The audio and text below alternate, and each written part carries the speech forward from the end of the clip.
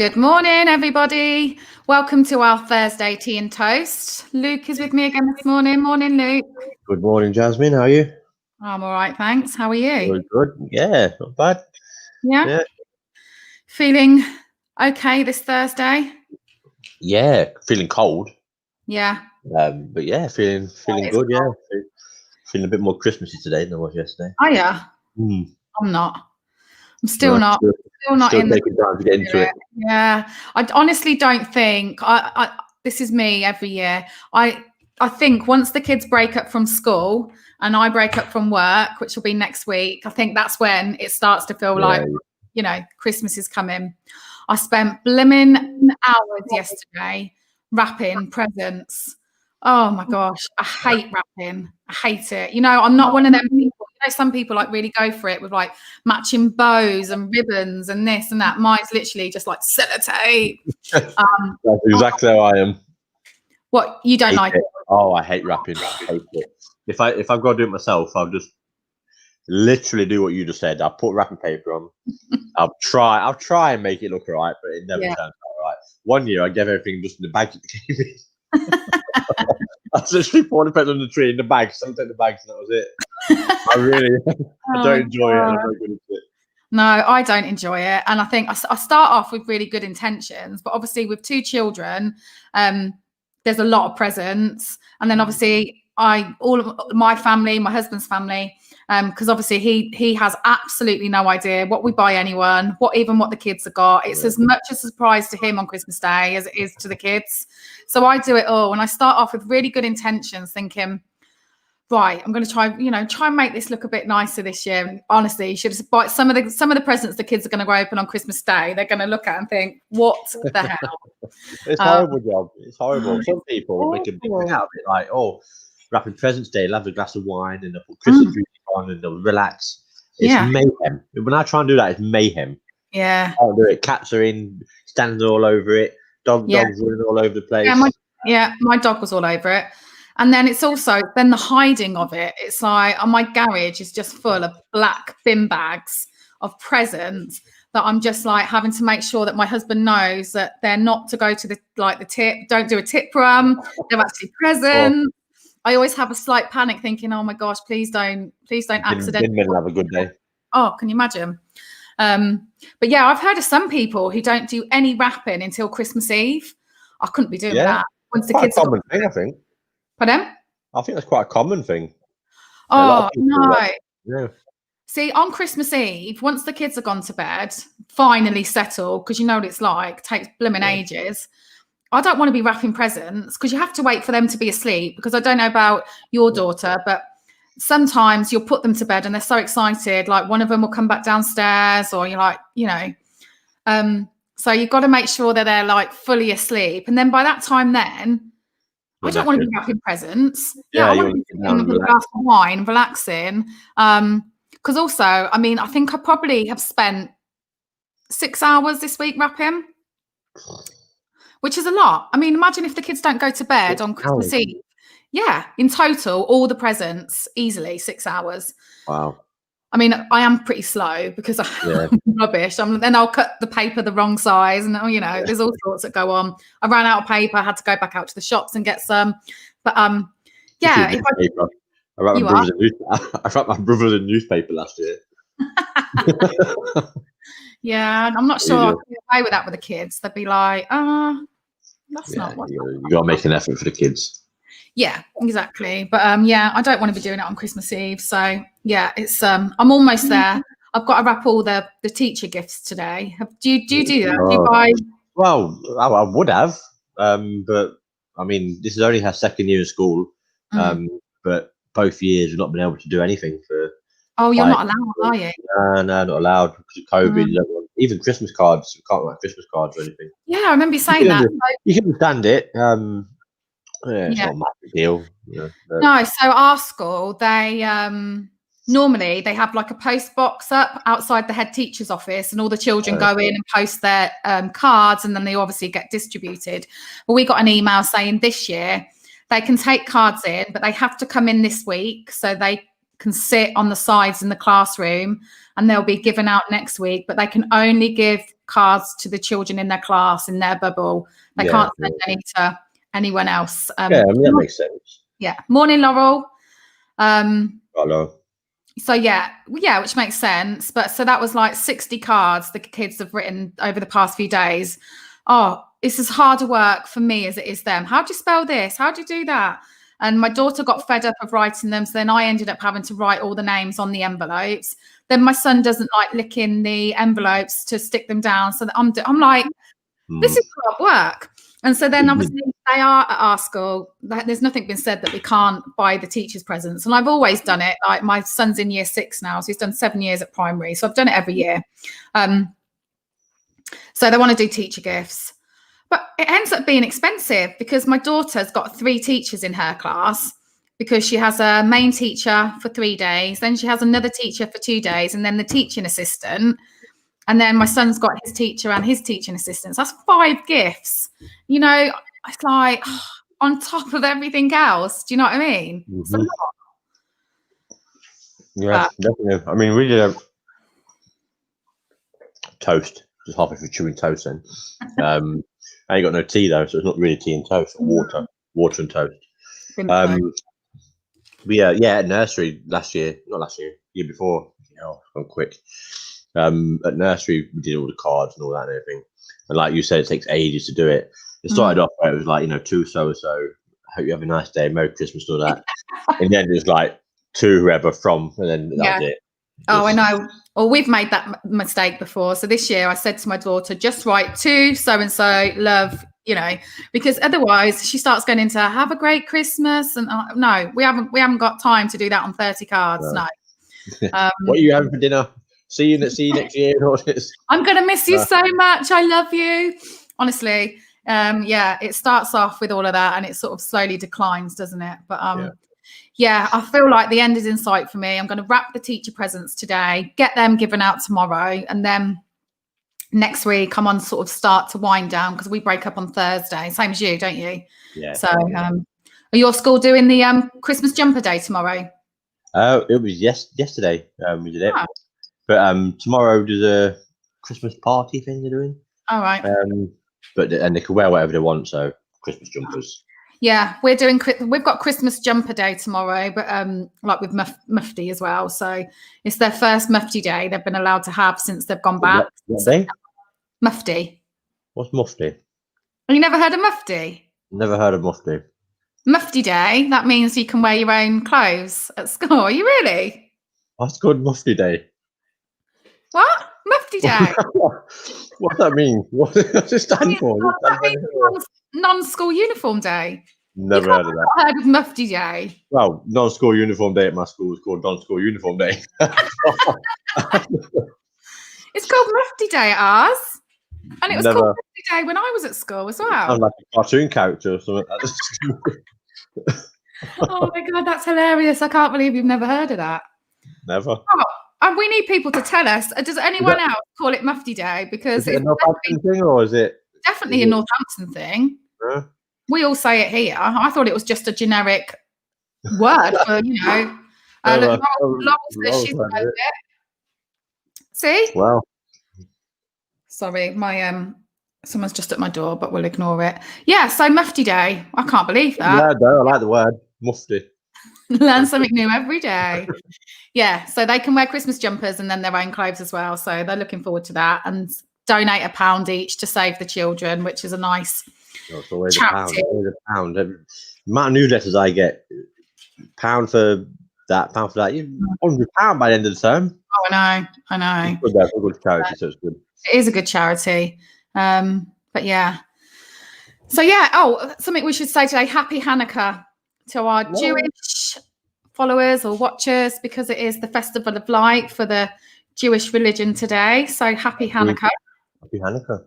Yeah, I saw that this morning. So I guess, I don't know about you, I've been reading a lot and hearing a lot about the homelessness situation at the moment. I mean, I guess with the temperatures that have dropped massively over the past week, I mean, we're all complaining about how cold it is and whatnot, but there's so many people on the streets, and when we were in the pandemic before, the government put homeless people into hotels and stuff, didn't they? Yeah. To get them off the streets and everything, which was great. I know we're not in a lockdown anymore, but we're in a tier 2, you're tier 3. But there doesn't seem to be any help for the homeless people at the moment. And I saw something yesterday actually that said, I don't know if it's the council or someone, there has to be a temperature drop of a certain amount for a certain amount of days before they will kick the emergency shelter thing, which I just think is it's ridiculous. To be a temperature drop. There has to be a sustained. -20. It's cold enough as it is. I know. They said, I read there has to be a sustained temperature drop for a number of days, whether that's 3 days or 4 days, something like that. Before they will. It's the fact that it shouldn't have to be a temperature drop at all. They should be doing it anyway. You know, they can do it during the pandemic. It shows you they've got the capability to do it, and you know the resources. Just do it anyway. I know. Wait for it to be a certain temperature. That's ridiculous. I know. I mean, can you even begin to imagine what it must be like at the moment, overnight sleeping? I mean, I can't imagine what it'd be like any time of the year. It must be horrendous, but more so, especially with the temperatures. It's been freezing. Yeah, it's been cold. I mean, like you say, we've been complaining about how cold it is and everything. We're in coats in buildings, you know, in the bed and stuff. You can't even imagine how hard it is anyway, even in the summer, but especially Christmas time. Times that you see your friends and your families, and obviously it's freezing cold, snow's on the way as well. Yeah, who wants to be sleeping outside in that? I know, it's just so sad. And I mean, in Northampton, I know obviously the Hope Centre do a lot of help with the homeless, don't they?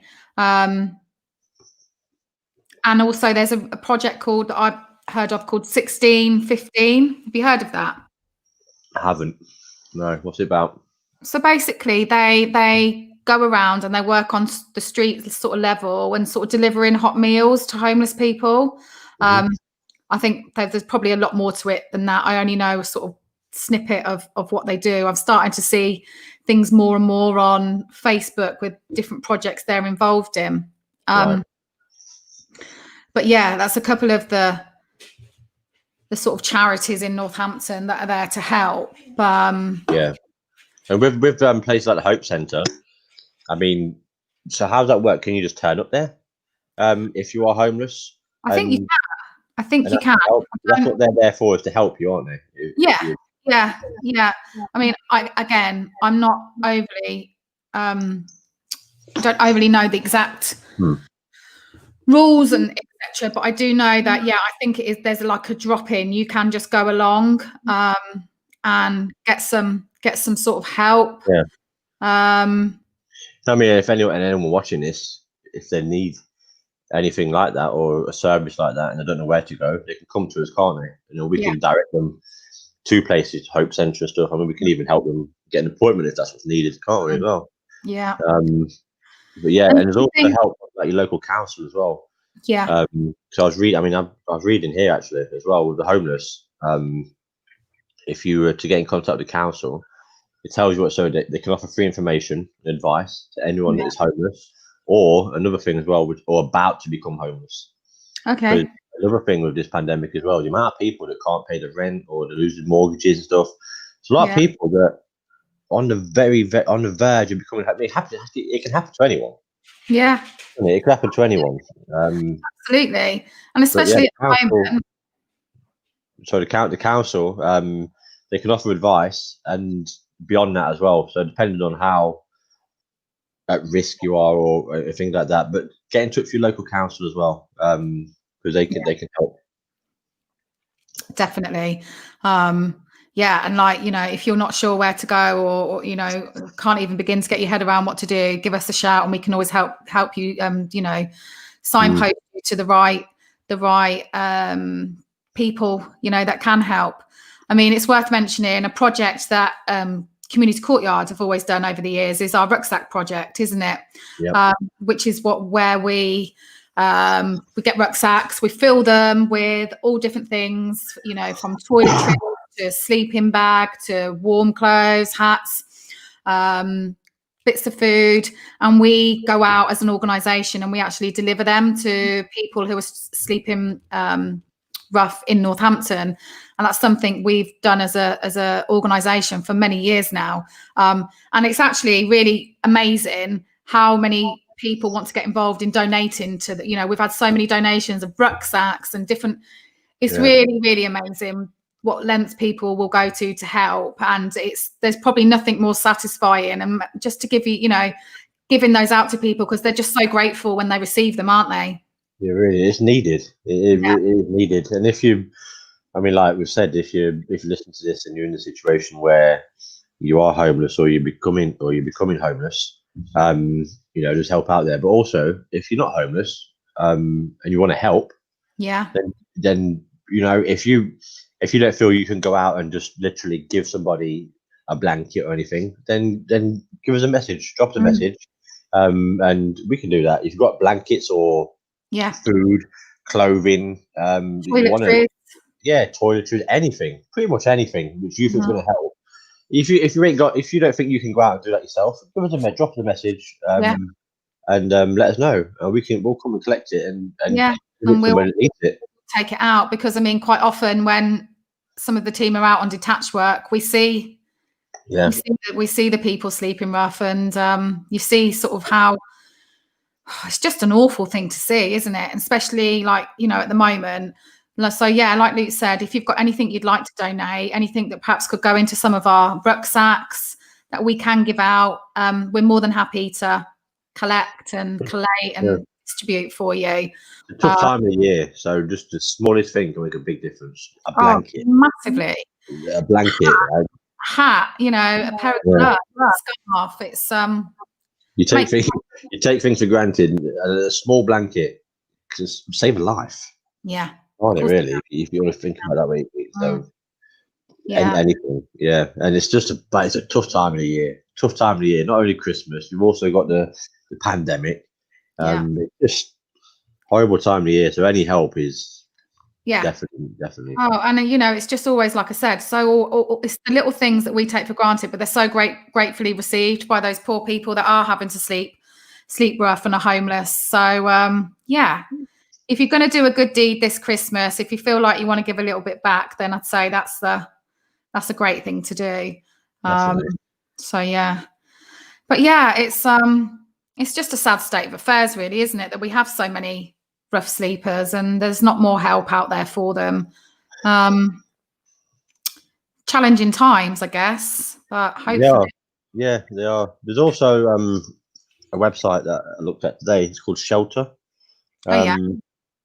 If you go onto that, you can find out a lot of information as well about who to contact. So what your local councils are, how they can help.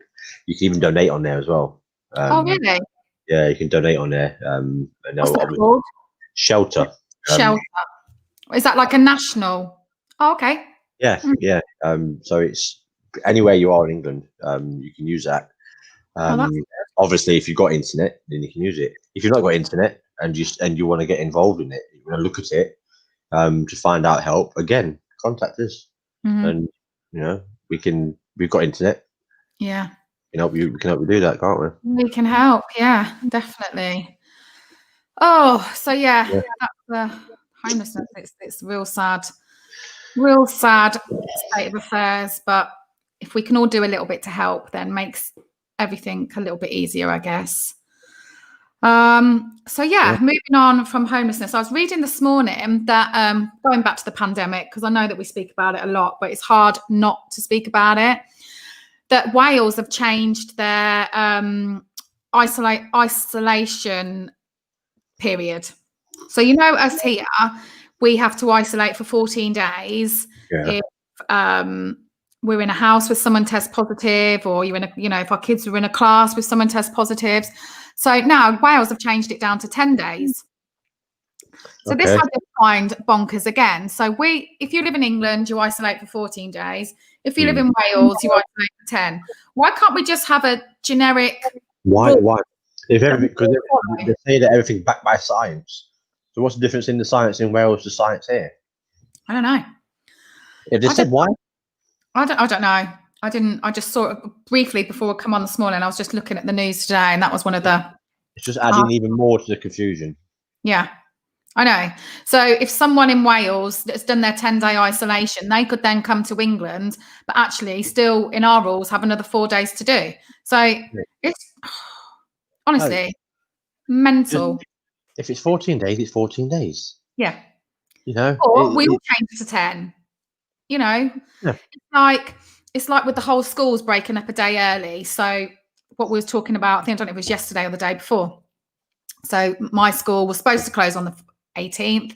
They changed it to the 17th because guidance has come down from the government that it will give the teachers a clear 6 days with the track and trace system and everything. So fine, I'm happy about it. I'm glad the kids are breaking up earlier. But then my next door neighbours, her children go to a village school, literally just up the road from ours. They've decided not to do it. So that I was talking to my next door neighbour yesterday, saying I just don't understand why are the two schools doing such different things? If this has come down from the government and this is supposed to help teachers have the break that they need over Christmas and reduce the risk of them being involved in any track and trace, why aren't they all doing it? I don't understand it. Exactly. Yeah. I mean, Laurel agrees. She don't understand the whole 10 days thing either. I don't think anybody does, Laurel. I don't think anyone knows it. I just had a look on here. It's just on the BBC News, so probably not the best place to read it, but it says self-isolation and quarantine period is shortened in Wales, right? So all people who need to self-isolate or quarantine will only need to do so for 10 days from Thursday. That's the Welsh government that have said that. And they said that the current period of those without the virus is 14 days, which is being changed after medical endorsement. Okay, so if it's been changed due to medical endorsement, surely it should be changed. Yeah. You know, I mean, it means Wales will have a shorter isolation. Same time as well. It says here, currently in England, the only people who have a 10-day isolation period are those who have had a positive test or coronavirus symptoms. As has been the case in Wales, contacts of those people must still isolate for 14 days. I mean, I'm confused just after reading that. I don't know what I've just read. That's the thing.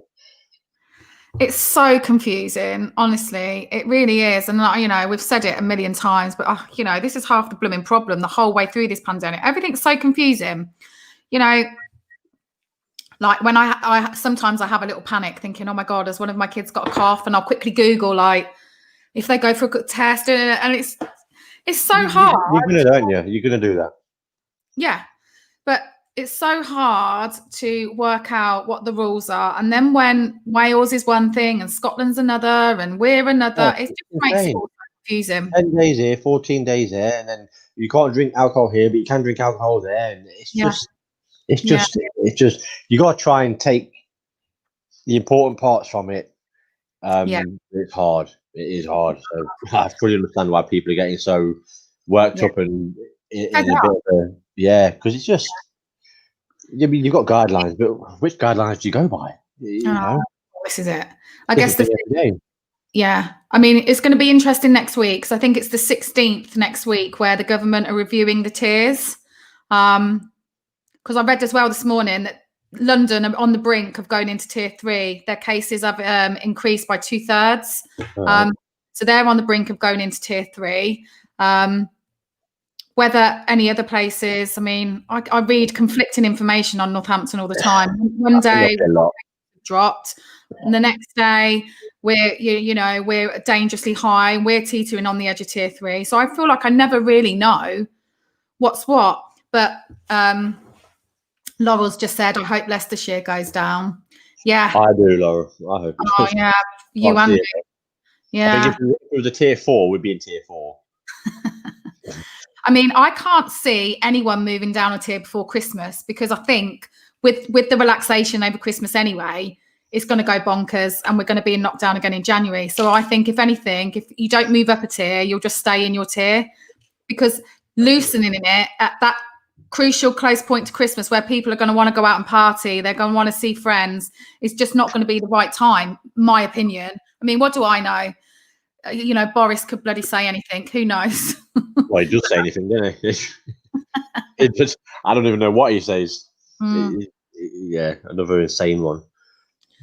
So perhaps that'll be a discussion of next week when we hear if there's any amendment to our tiers, or if any of us have moved another one. Or yeah, the thing to do is common sense. It's just use your common sense, right? Because the rules and the guidelines are confusing. They're all over the place. And Boris says anything, anything he wants to say. He wakes up in the morning and just says whatever he wants to say. You just stick to the basics. You know, don't go out and really have to go out and all that. You know, wear a mask when you're out. Don't go around everyone's houses, and just wash your hands. You know, and that's all common sense stuff, isn't it? That's all stuff that you don't need to be told to do that. That's all stuff. And we've been doing it for long enough now to know that that's what we need to do. And it's just important to make sure that we carry on. Otherwise, we're going to find ourselves in a whole big pickle in January, which is probably going to happen anyway. But we're not in Wales. We're talking about Wales and how it is there. We're not there, so technically it doesn't affect us because we're not there. But it's just another thing to add to confusion, isn't it? It's just another thing, and then before you know it, it'll be over here and it'll be changing here as well. But it will change because things will get better, won't they? The vaccine's out now, like you say. I see an interview of that the 91-year-old man who had the vaccine the other day. Yeah. Hilarious interview. Watch it. Watch it. Okay. On YouTube. I can't remember his name. Not William Shakespeare. No, not William Shakespeare. It was an interview with Piers Morgan. Okay. And it was hilarious. The guy just didn't have a care in the world. Really? But yeah, really good. That's what happens when you get to 91 and you just think, well, what's going to be is going to be. His excuse for having it was he misses his grandkids. He wants to have his grandkids, which is again understandable. And his name is Martin Kenyon. Martin Kenyon, 91-year-old who put himself forward to have the vaccine. But he wasn't the first, was he? There was Margaret Keenan was the first. William Shakespeare was the second. William Shakespeare. Well, I'll have to have a look at that video clip later then and watch that interview. It's worth a watch. It's really funny. Okay then. Well, I think that's about it for us this morning. Have a great day, everyone. It's brightening up a bit here now. I'm going to go for a dog walk now and get some fresh air. Well, I don't know about that. Freezing. So have a great day. We will be back tomorrow. We've got a bit of a different tea and toast tomorrow because we've actually got Zoe from the NAYC joining Luke and I. So we're going to have a chat with her and find out all about what they get up to over there. So yeah, that will be 11 o'clock tomorrow. So have a great day. Have a good day, Luke. It's good to see you. Yeah, and you. And we'll see you all soon. Yeah. See you later. See you later.